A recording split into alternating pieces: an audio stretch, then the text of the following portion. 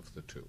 But I think the fact that the existence of this lobby, even raising it, creates such a panic is interesting. Why does it do that? There are numerous lobbies in the United States which are discussed. The NRA is another, is a very important one. They don't go around they don't like being attacked, but they take it. The Israel lobby denounces everyone who challenges them and the role they are playing in U.S. politics. And if you're a Jew, you're called a self-hating Jew, because many, many people of Jewish origin have written very critical stuff about what they're up to. Finkelstein, partially, though he doesn't agree with the Mearsheimer Wall thesis, but is a very staunch critic of Israel, has been hounded out of a campus in Chicago by the lobby, waging a massive campaign against him. Now, how can all this be justified? So, for me, the interesting thing and the important thing is that this issue has been raised and is being discussed and is being debated. And I think that that's a healthy thing. I mean, why is it that the American media have less critical reports of Israel than the Israeli media? That's something worth thinking. I mean, I often get into arguments with Washington Post, New York Times, LA Times journalists, and they said, we can't do it, it's very... Some of them will say the power of the lobby is too strong. And I said, well, okay, let's even accept this argument for a minute. In that case, why can't you just reprint what Israeli journalists are writing in the Israeli press without comment, saying this appeared in Haaretz, this appeared in Maariv? You can judge for yourself, say to your readers, are these Israeli journalists lying? Just judge. Doesn't happen. Criticism of Israel is a forbidden zone, virtually, in the mainstream U.S. media. Now, why is this? I mean, the Palestinians have been tormented, tortured. More young kids have been killed in Palestine than anywhere else, yet it doesn't raise too many questions. Doesn't raise too many questions for people in this country. That's fine. Humanitarian interventions are fine in Kosovo. But more Palestinians have been killed than Kosovans were by Milosevic. Nothing happens. To raise this question is to raise something which is not permissible.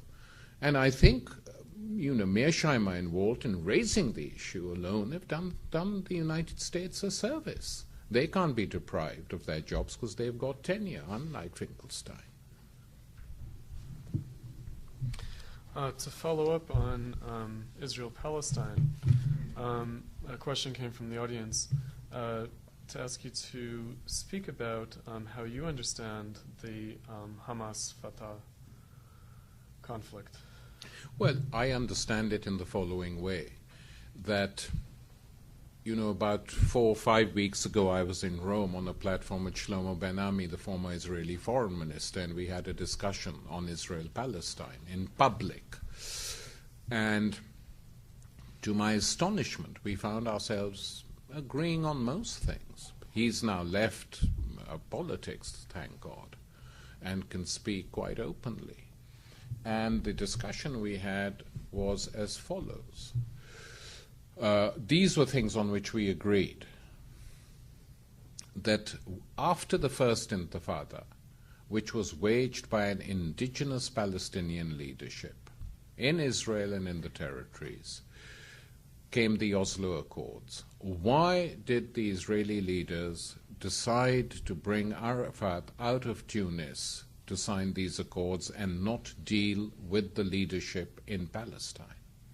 That's the first question. Shlomo Ben-Ami's answer to this was that Rabin wanted Arafat to police Palestine and remove the people who had led the first Intifada from any serious positions. They preferred to deal with Arafat, and I think that is indisputable. Some of us said that at the time. Now the former Israeli foreign minister has written it in a book. He didn't just say it, he's written it in a book, that it was bad faith. Now, once these appalling Oslo agreements were agreed, it became very clear that their implementation was to be one-sided. A lot of money went in, and the Palestinian leadership from Tunis, Arafat and his gang, unfortunately, were corrupted on a massive scale. The corruption at the level of the top leadership of the PLO is just astonishing, absolutely astonishing. They did very little for the ordinary Palestinians, and they built villas for themselves, spirited money to foreign banks. And in Palestine, it's a small area. Nothing is kept secret. And the response of the Palestinians was, in a totally free election, to vote for Hamas. Many, many people who have no religious affiliations and many people who are Christians voted for Hamas, Palestinian Christians, because they were fed up with the PLO. So what happens when this election victory is announced? The West treats Hamas and the Palestinians like an NGO, a non-government, saying we're going to cut off all money unless you do as we say. And Hamas says, but we were not elected to do as you say. But that's not the point. You have to do as we say.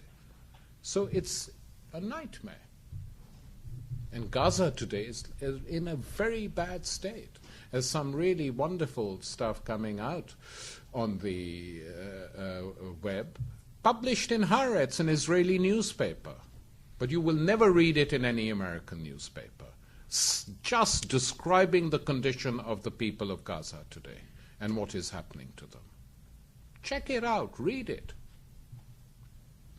Now, in my opinion, the only serious solution left, this is where Ben-Ami and I didn't agree, because he said, even though it sounds nice, it's utopian. He may be right, but I can't see any other solution, which is a single Israel-Palestine, a one-state solution with equal rights for every citizen, regardless of his or her ethnic or religious or whatever.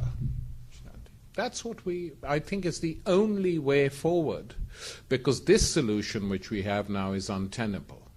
Because a joke Palestinian state like a Bantustan, which is in effect an Israeli protectorate, is never going to work now. Either they retreat to the 67 frontiers, which would be something, which they're not going to do ever, and then something will emerge. Or the only other solution is a single-state solution, which is something, historically I've always favored, as have many, many people of Jewish origin, internationalists, Marxists, said that that's what we need. I think that would be accepted, but certainly not now. And I think that is ultimately the way it will go, because if things go on like this, it will lead from one disaster to the other.